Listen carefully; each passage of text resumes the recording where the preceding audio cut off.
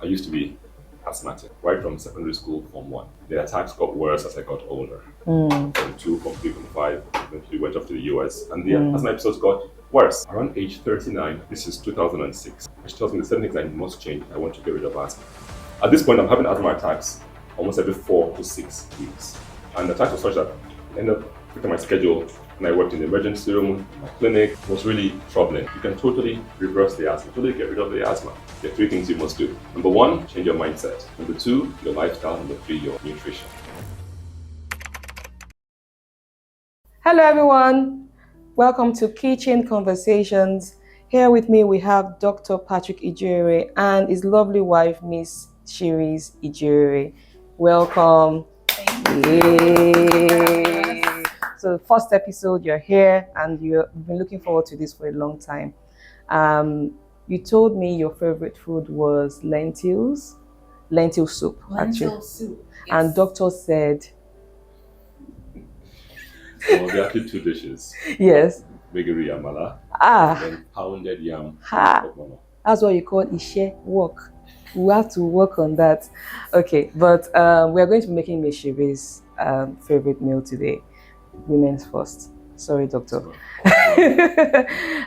So today we're going to be making lentils with potatoes, carrots, sweet peppers, tomatoes, coriander, everything, including mushrooms. And I'm sure you're looking forward to that. Yeah, so Miss Sherese and Doctor, you're going to help me cut these tomatoes and just dice them and the sweet peppers. Is that possible? Yes. Yes, thank you. So we just need, I think, a few of them. I think 3 will be fine. Doctor, your assignment is this. Audience, that we've actually washed our hands already. Yes. Dice them. Okay. And so I have a question. When did you meet? What year was that? She's better at answering those questions, though. That we met each other Yes. in 1998. Okay. Wow. 1998. 1998. Wow. That's like how many years now? It's a long time. That's like 25, 26 years ago. Wow. Wow. So what happened after then? I need to hear the gist. Because I've not heard this gist before. You haven't? I haven't. Okay. So I was working in the emergency room as a nurse. Okay. And I knew my husband's cousin.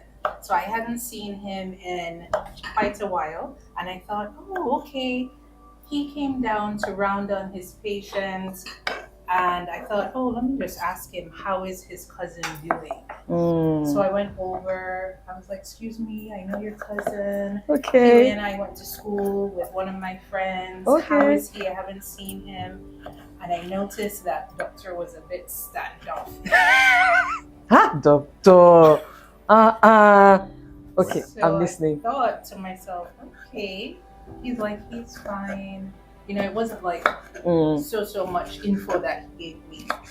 So then I'll hand over to... I was very uncouth. I was actually quite rude because when you're one of the few black doctors who work in mostly white hospitals, you're very cautious what you do, who you're seeing, who you're talking to. You're correct.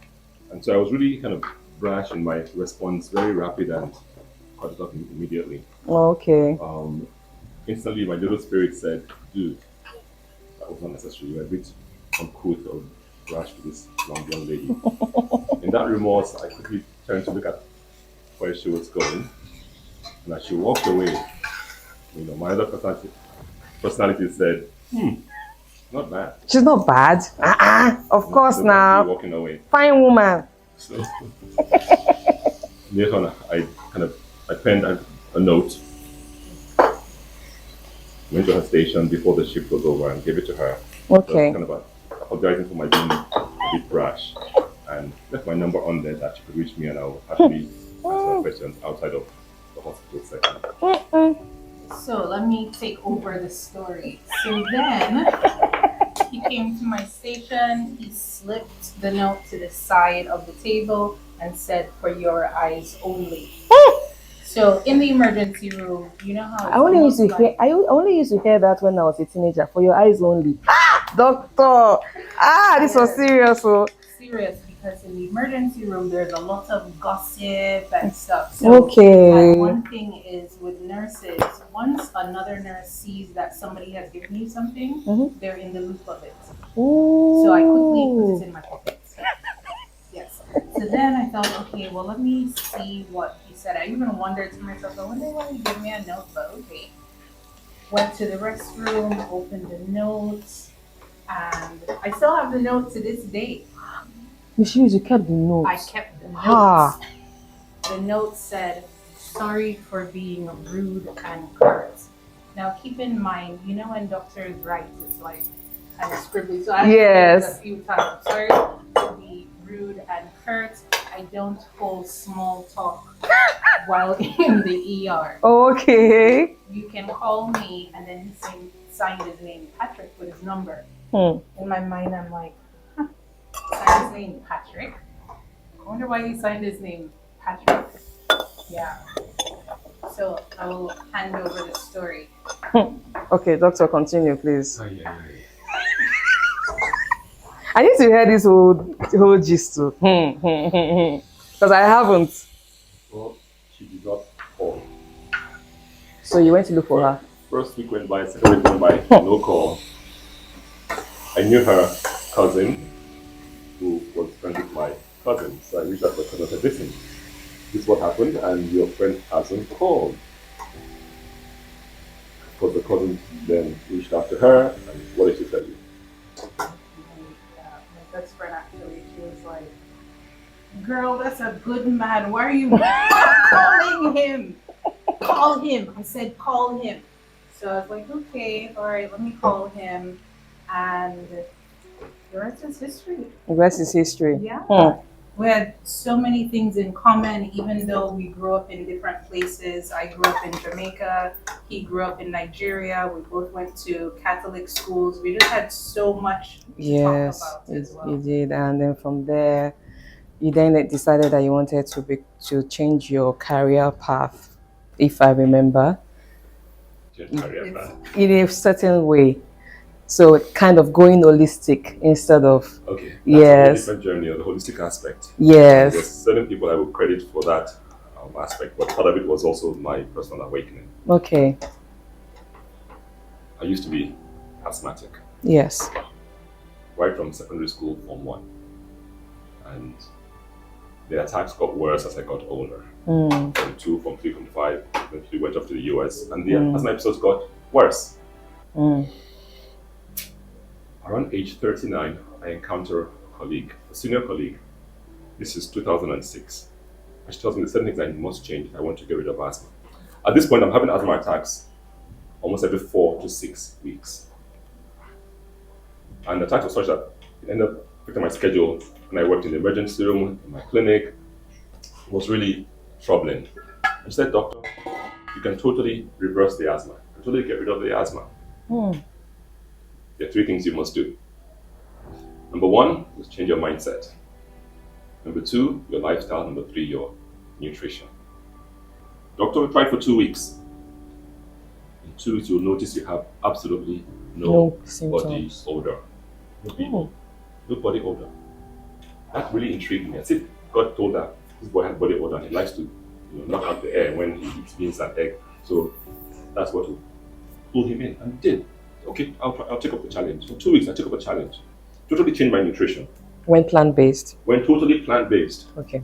I mean, everything from fresh fruits, vegetables, salads, vegetable salads. So no meat, no fish, no meat, no fish, no dairy, no egg, nothing. No dairy, no butter, no mayonnaise, nothing. Purely plant-based. On day 13, like work. I used the restroom, did the other number I won't mention because there's food here.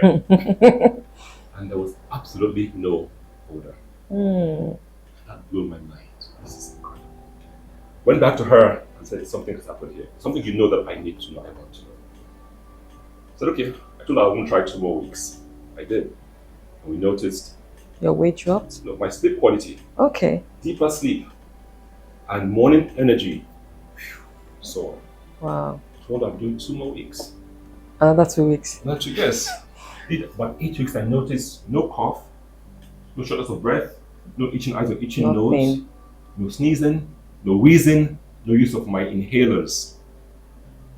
And I knew this is the kind of medicine I want to practice. Medicine that reverses disease, not manages disease until you die. That was 2006. Today we are 2025. 19 years. 19 years, no asthma yes. attack. None. That was it.